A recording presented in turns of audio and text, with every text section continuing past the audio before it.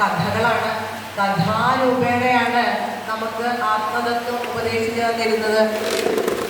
ഇപ്പോൾ ഏകാദശത്തിലെത്തിയപ്പോൾ അത് ഉപദേശ രൂപത്തിലായി.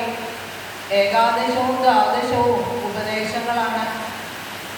എങ്ങനെയൊക്കെ ആ ഈശ്വരന്റെ പദത്തിലെത്താം എന്നുള്ള ആ ആത്മതത്വം നമുക്ക് ഉപദേശ രൂപേണ തരികയാണ്. ഭഗവാന്റെ സ്വർഗാരോഹണം സമയമാവാറായി. അപ്പോൾ കുറേ മഹർഷിമാര് അവിടെ തന്നെ കൂടി ഭഗവാന്റെ ഈ സ്വർഗാരോഹണം കാണാൻ വേണ്ടിയിട്ട്, ആ ഭഗവാനെ കാണാൻ വേണ്ടിയിട്ട്. ഇനി ഇങ്ങനെയുള്ള ഒരു കൃഷ്ണരൂപം അധികം ഇനി കാണാനായിട്ട് സാധിക്കില്ല, കുറച്ച് സമയമേ ഉള്ളൂ. അതുകൊണ്ട് ആ ഋഷിമാര് അവിടെ ഭഗവാന്റെ കൂടെ തന്നെ അങ്ങോട്ട് കഴിഞ്ഞുകൂടി. ഒരു ദിവസം ഭഗവാൻ പറയും അവരോടൊക്കെ തീർത്ഥയാത്രയ്ക്ക് വേണ്ടിയിട്ട് പോവാനായിട്ട് പറഞ്ഞു. അങ്ങനെ അവര് തീർത്ഥയാത്രയ്ക്ക് പിണ്ടാരകം എന്ന പേരുള്ള ഒരു സ്ഥലത്തേക്ക് യാത്രയായി. അവിടെ എത്തുമ്പോൾ യാദവ ബാലന്മാര്, മര്യാദയില്ലാത്ത, നല്ല ഗുണങ്ങളൊന്നുമില്ലാത്ത കുറേ യാദവ ബാലന്മാരുണ്ടായിരുന്നു.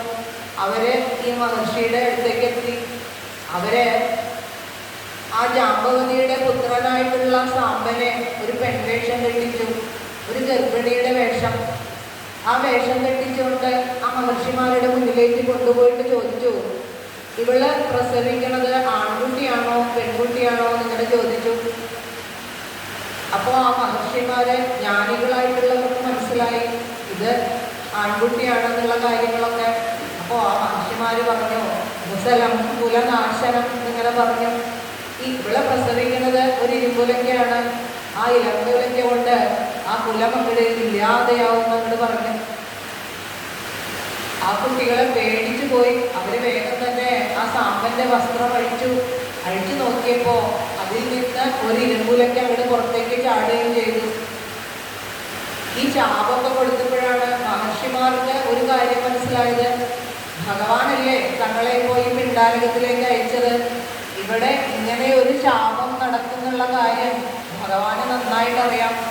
അങ്ങനെ ഒരു ശാപം ഉണ്ടായിട്ട് തൻ്റെ കുലം ഇല്ലാണ്ടാവണം എന്നുള്ളത് ഭഗവാൻ അറിയാം. ആ ബ്രാഹ്മണ ശാപം കൊണ്ടാണ് തൻ്റെ കുലം ഇല്ലാണ്ടാവുക എന്നും ഭഗവാൻ അറിയാം.